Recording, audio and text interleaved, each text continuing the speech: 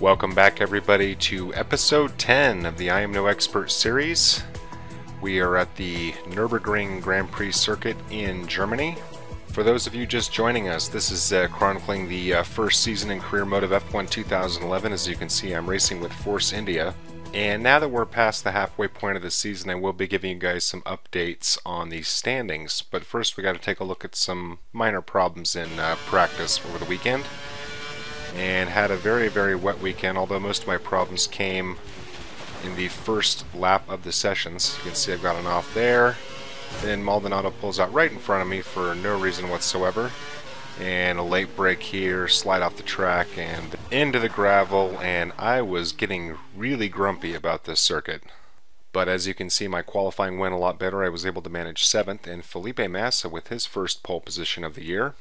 And my teammate qualified 17th, Schumacher down in 15th, and Maldonado 16th, and Barrichello 17th. So take a quick look at the setup here, and while we're doing that, I'll give you a quick update on the standings. Red Bull are leading the way, Sebastian Vettel topping the driver's standings, and behind him Webber. Then it's McLaren with Button and Hamilton. And then Alonso, and not Felipe Massa, but myself. Yes, I was finally able to split the Ferraris in the standings after the last race, in which I finished 7th.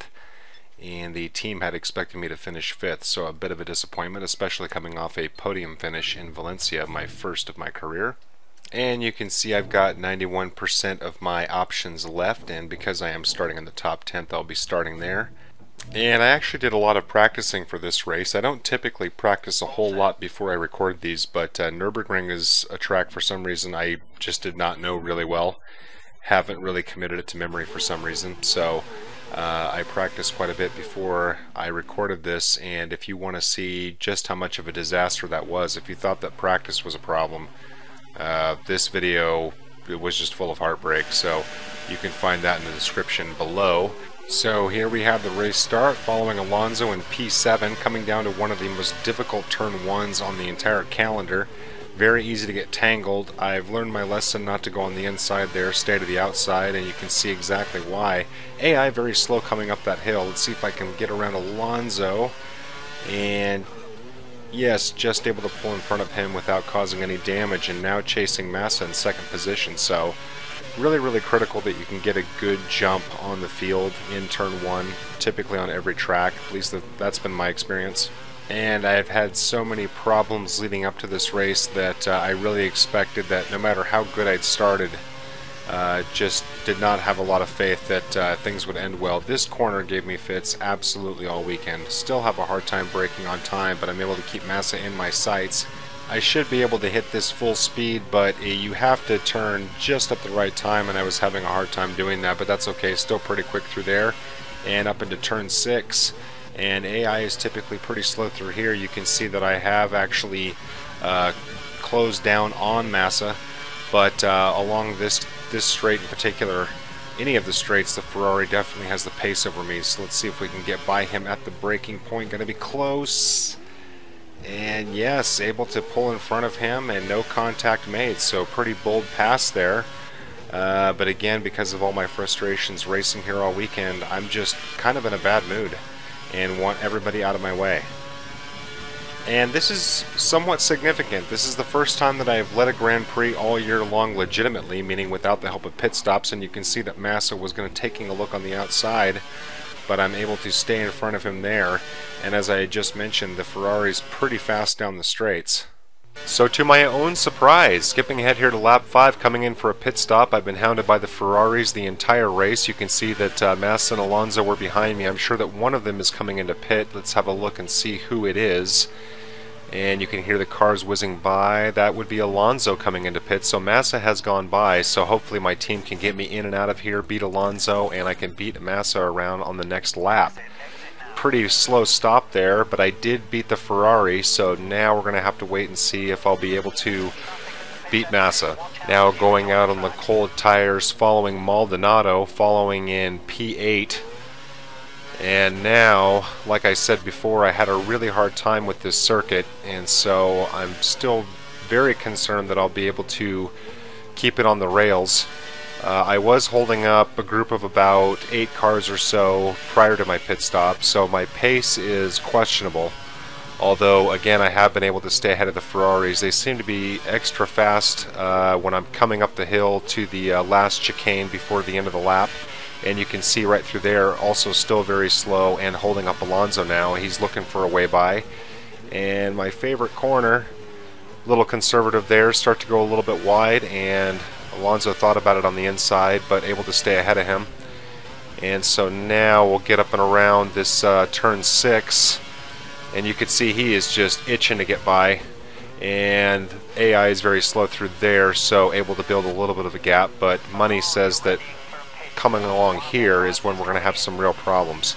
So my guess is that Massa is going into pit around now, maybe in just a handful of minutes. Oh, contact with Alonso. We tried to pass on the outside and able to outbrake him. I don't think that was my fault. I'd have to go back and look at the replay, but it seemed like he was trying to come around on the outside and basically just took off his front wing on my front tire, but no damage to my wing, or excuse me, my tire. And I've now upped my fuel mix, and lo and behold, look who's coming out of the pits. So now I'll be racing with Massa for the lead. At least I was able to come out that close to him coming out of the pit stop. Shouldn't have that much ground to make up, but the Ferrari have been giving me a hard time the entire race. Their pace has been very, very good here, and you can see that I shouldn't have any problems keeping up with Massa, although you can see on the straights he's able to pull away just a little bit.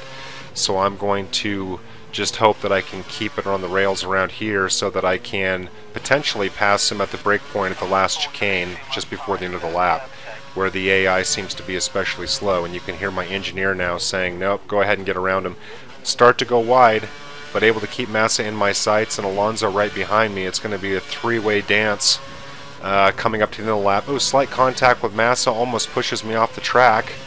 I'm able to correct and keep it on the rails, and here's turn 6, and yes, able to get around Massa there with no contact, and there is no question that he is going to challenge me.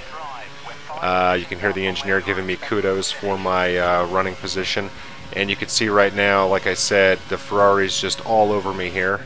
Going to go ahead and turn down my fuel mix. I'm concerned that I'll need that fuel closer to the end of the race. We have just over 5 laps to go here. And the pressure is definitely on. This race is mine to lose at this point. You can see I'm able to string out the gap just a hair, but Massa is trailing me by just under 1 second. So now skipping ahead to the fastest lap, which is lap 10, still running in P1. And you can see the gap with Massa now is down to a meager 0.3 seconds, and Alonso not far behind. The Renault, Heidfeld's Renault, is trailing just over a second, about 1.3, and so basically Ferrari should be my only challenge for the victory here as long as I do not go off.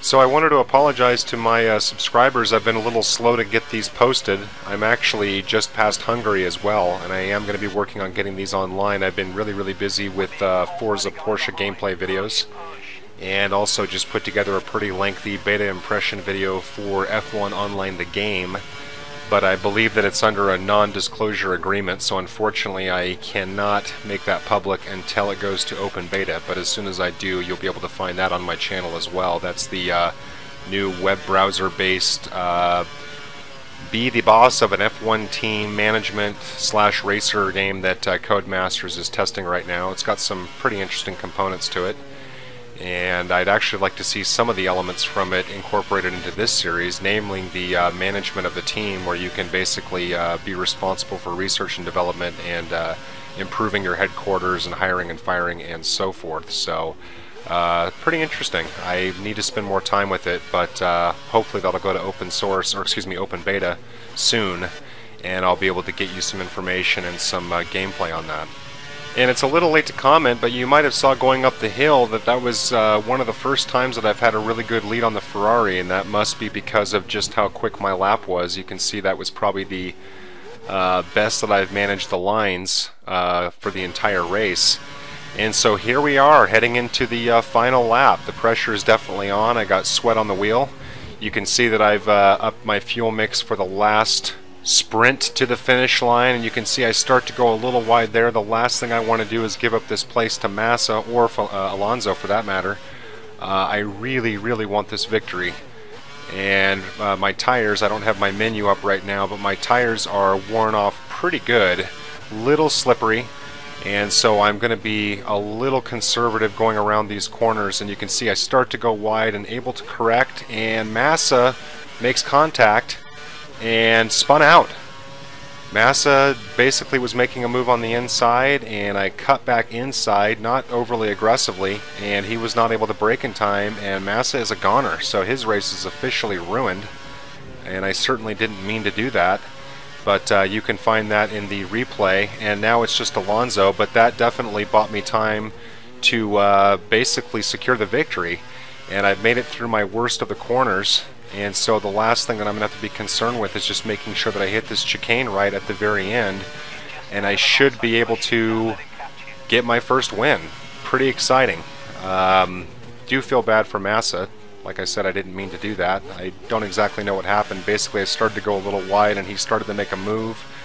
Then I cut back on the inside, and it was too late. So down the final stretch, finally, my first career victory, first win for Force Indy on the year, and I am excited.